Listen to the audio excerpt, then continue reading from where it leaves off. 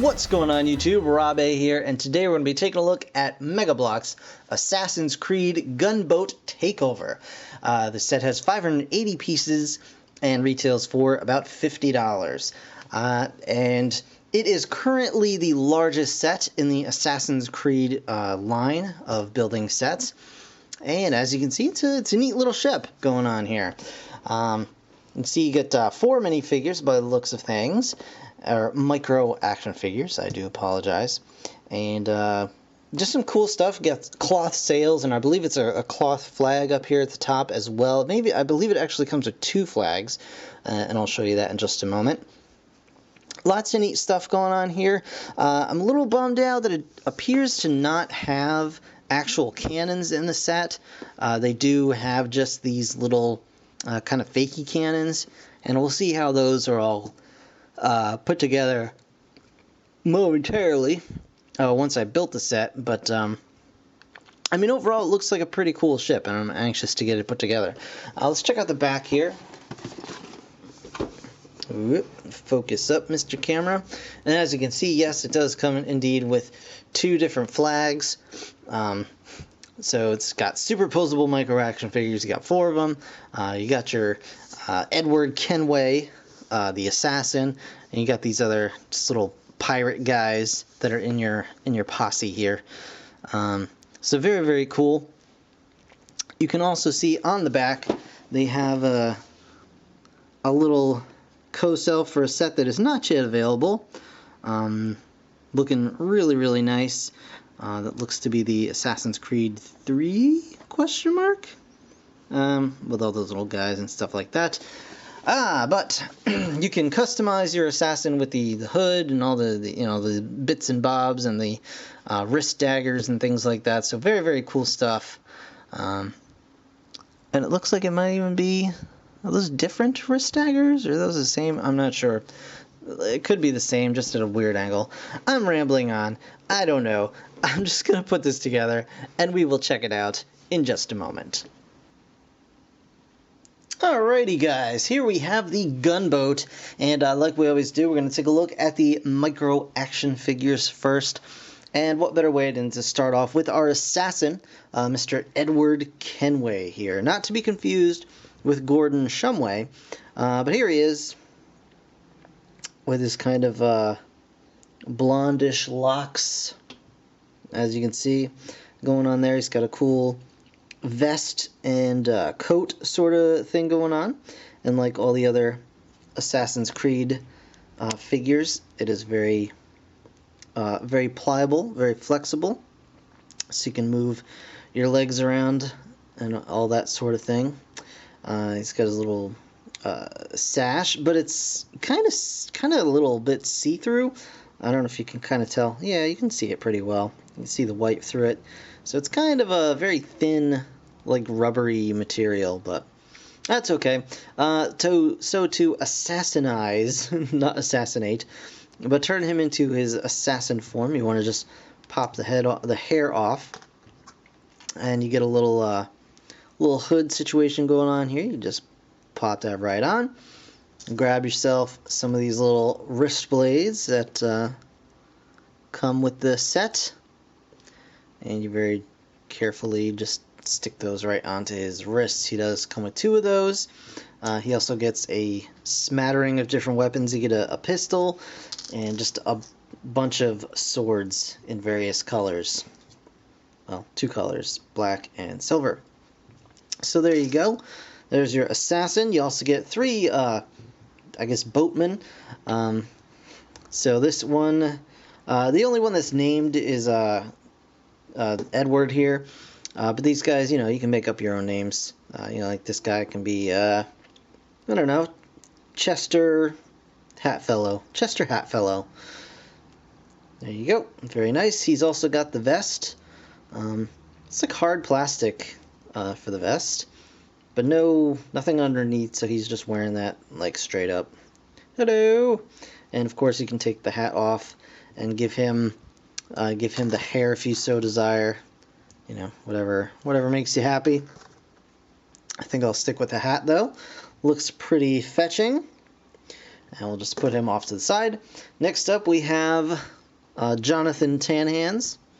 Here he is, Jonathan Tanhands. You can see his hands are actually a shade or two darker than his face. So he, he visits the tanning booths regularly, but he can't really afford very much, so he just sticks his hands in there for a while.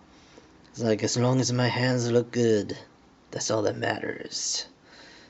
So there he is, Jonathan Tanhands. And last but certainly, well, maybe he is actually least, I don't know. We have Terrence Boring. Terrence Boring. Here he is, looking a lot like all the other guys, but just very, very plain. He's got a white sash he wears to try and make himself like feel exciting, but he still just can't get away from those like gray blue pants and gray brown shirt. He's like, all right, there we go. Meh. So there are your pirates / assassins for this set. I'm gonna try and back this up a little bit. As you can see, it's a very large-ish set going on here. Very, very nicely detailed overall. I'm quite impressed with how it looks. The construction is a little bit, pretty much what you might expect. You've got a whole bunch of just big preformed hull sections, and then you're just kind of sticking those together, and then you put some bricks around it just to kind of secure it all together. But in this case, it looks really, really nice. I really do like the final result here. And you've got a lot of nice features, like these lovely cloth sails, and all these all the riggings and everything else. This netting is some sort of not vinyl. It's some kind of cloth material. It doesn't feel the most hardy, so be gentle with it, but it actually looks really, really nice.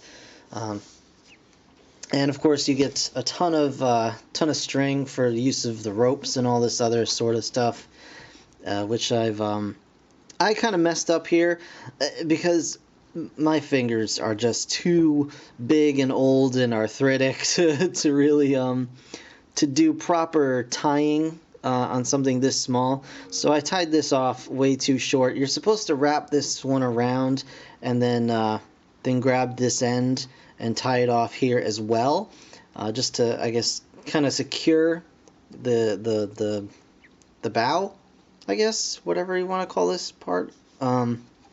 But I ran out of rope. But it's okay. I mean, it looks all right. You just tie it up and it looks fine. A lot of really nice detailing, especially with the nice gold pieces here. You've got some porthole covers right there. Just really nice detailing all the way around. Oop, my rudder's falling off. You do get the rudder there that you can wiggle back and forth.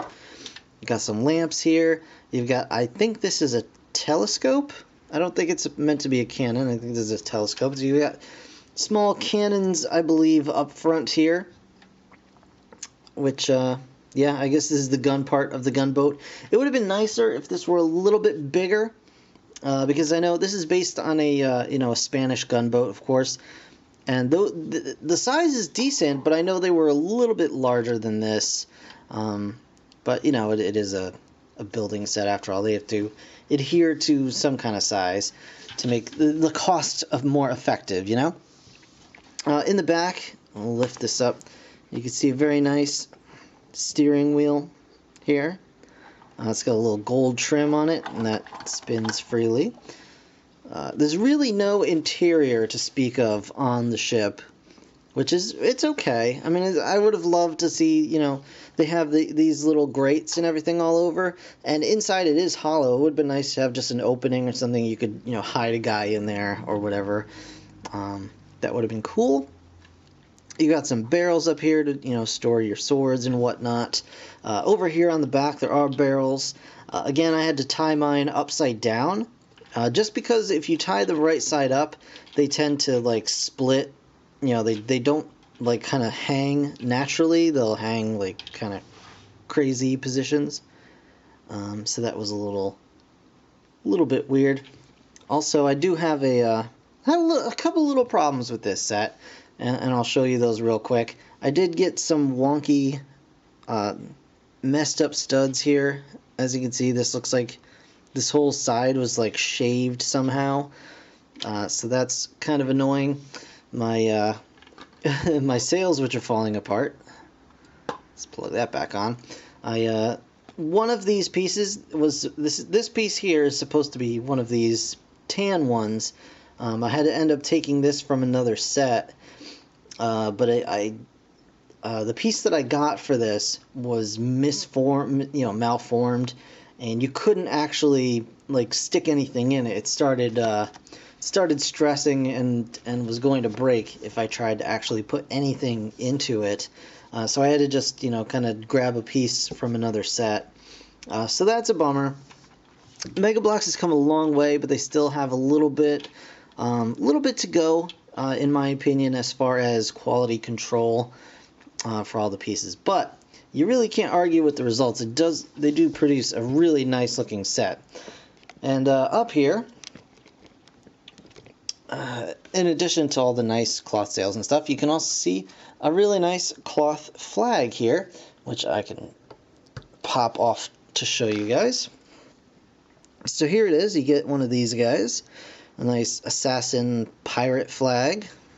Okay, but you also get another cloth Spanish flag.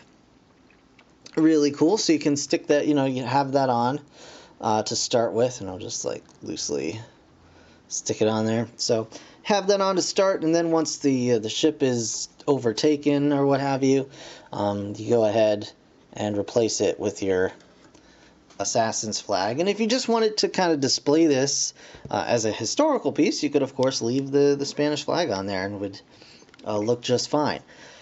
There are lots of cool little attachment places, even on the riggings and everything like that, to attach your little guys onto and have them, singing sea shanties and climbing all over the ship. So really, really cool stuff.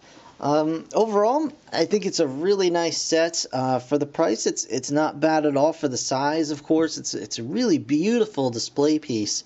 And I think it works well. There's just a few QC issues that I would like to see Mega Bloks address, just in general. But overall, really, really nice ship, fun build, and a really cool design. So, yeah, that's going to do it for this review, guys. I want to thank you so very much for watching. As always, be sure to stay tuned. I've got more Mega Bloks coming real soon, I think, and definitely more Lego and all that sort of thing. So, in the meantime, thanks again for watching. I'll see you guys in the next one. Bye for now.